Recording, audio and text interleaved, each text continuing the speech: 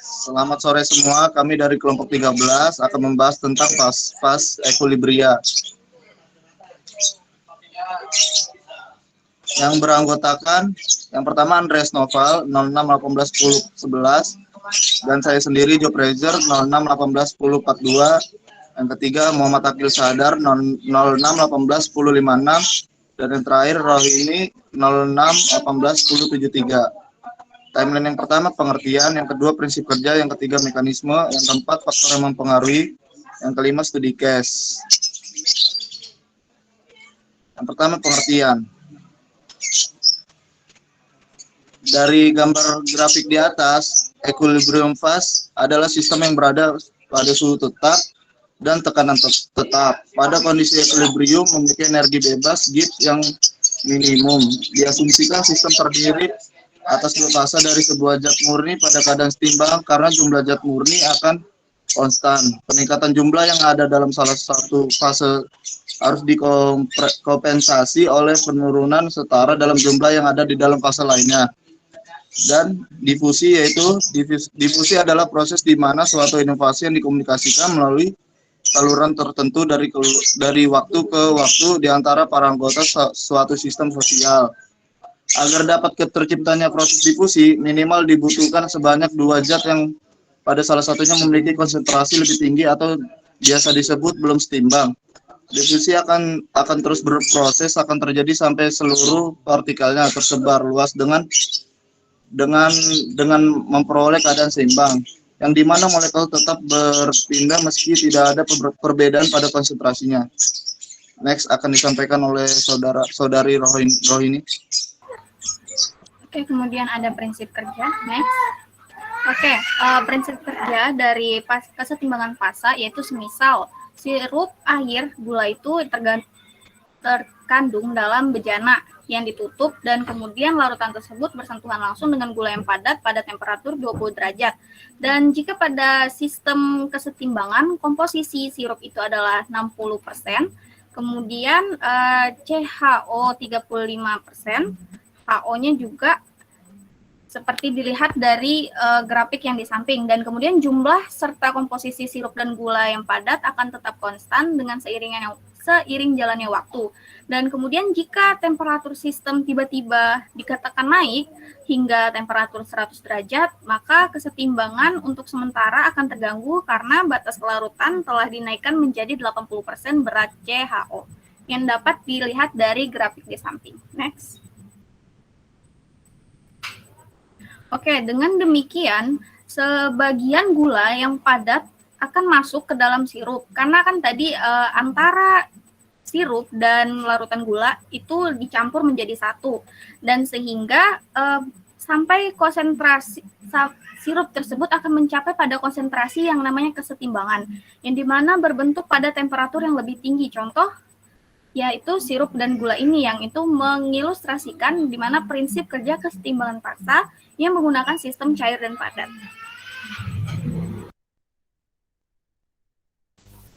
Selanjutnya ada mekanisme. Dikatakan fase kesetimbangan jika terdapat suatu kondisi di mana dua fase atau lebih pada waktu yang sama.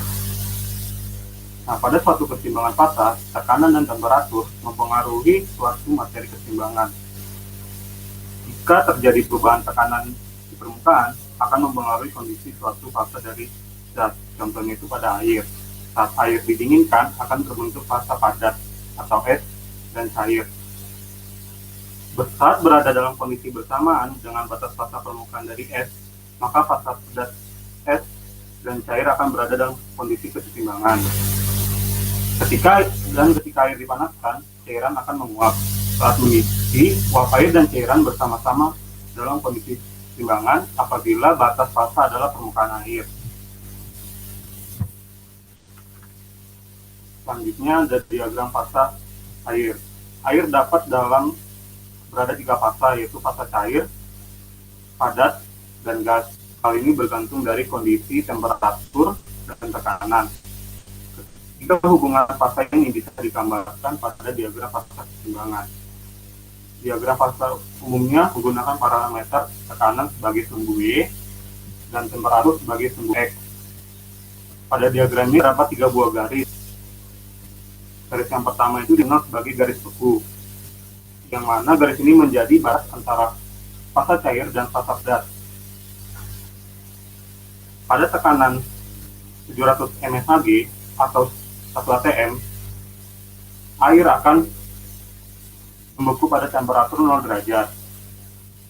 Yang kedua itu ada garis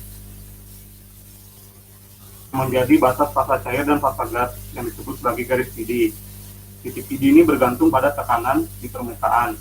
Pada tekanan 1 atm, air akan mendidih pada temperatur 100 derajat. Yang ketiga ini ada garis sublimasi yang menjadi batas fasa pada fasa gas dan fasa padat. Nah, kemudian ketiga garis ini bertemu pada satu titik yang disebut sebagai triple point.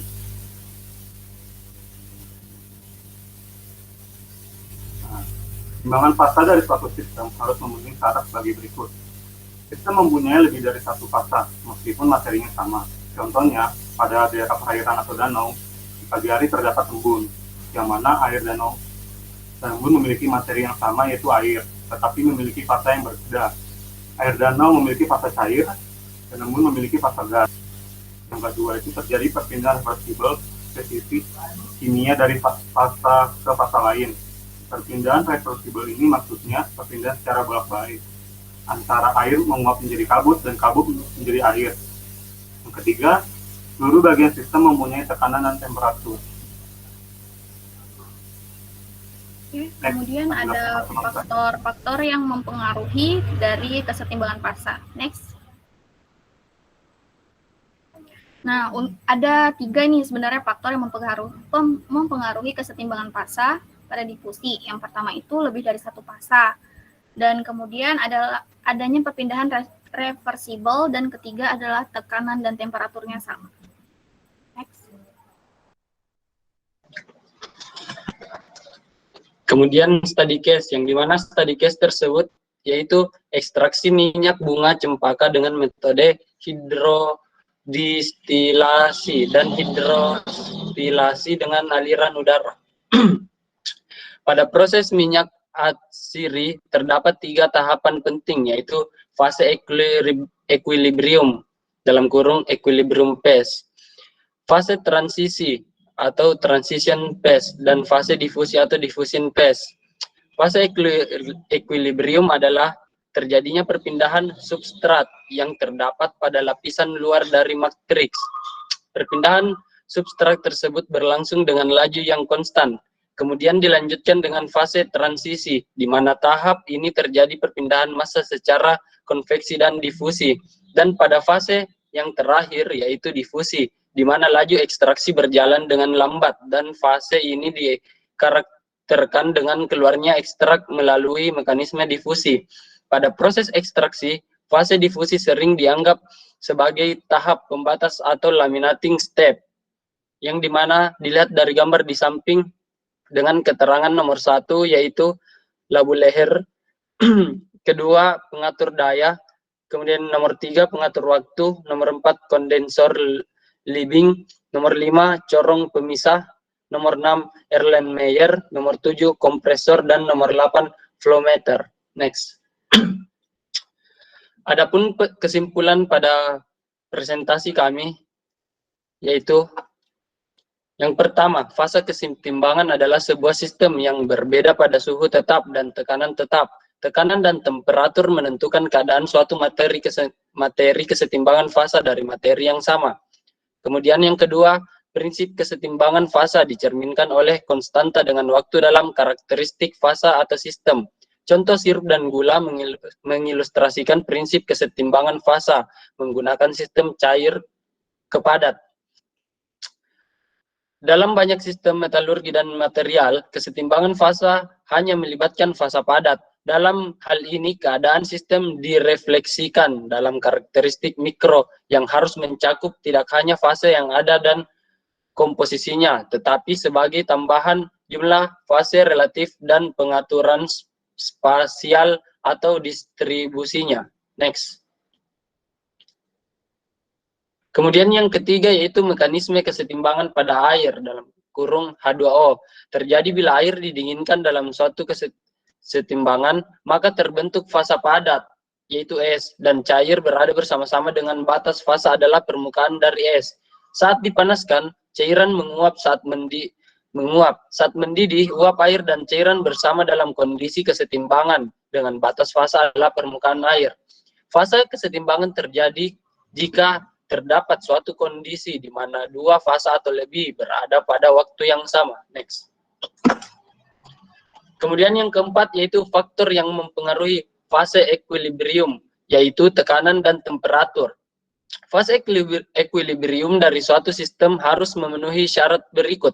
Sistem mempunyai lebih dari satu fasa meskipun dari material yang sama. Terjadi perpindahan reversible atau satu fasa ke fasa lain dan seluruh bagian sistem mempunyai tekanan dan temperatur sama. Kemudian yang kelima, salah satu study case tentang difusi dan kesetimbangan fasa adalah dalam jurnal yang berjudul Ekstraksi Minyak Bunga Cempaka dengan metode hidrodistilasi dan hidrodistilasi dengan aliran udara, di mana terdapat 3 tahapan penting, yaitu fase equilibrium, fase transisi, dan fase difusi. Sekian presentasi dari kelompok kami, kurang lebihnya mohon maaf. Assalamualaikum warahmatullahi wabarakatuh. Waalaikumsalam warahmatullahi wabarakatuh.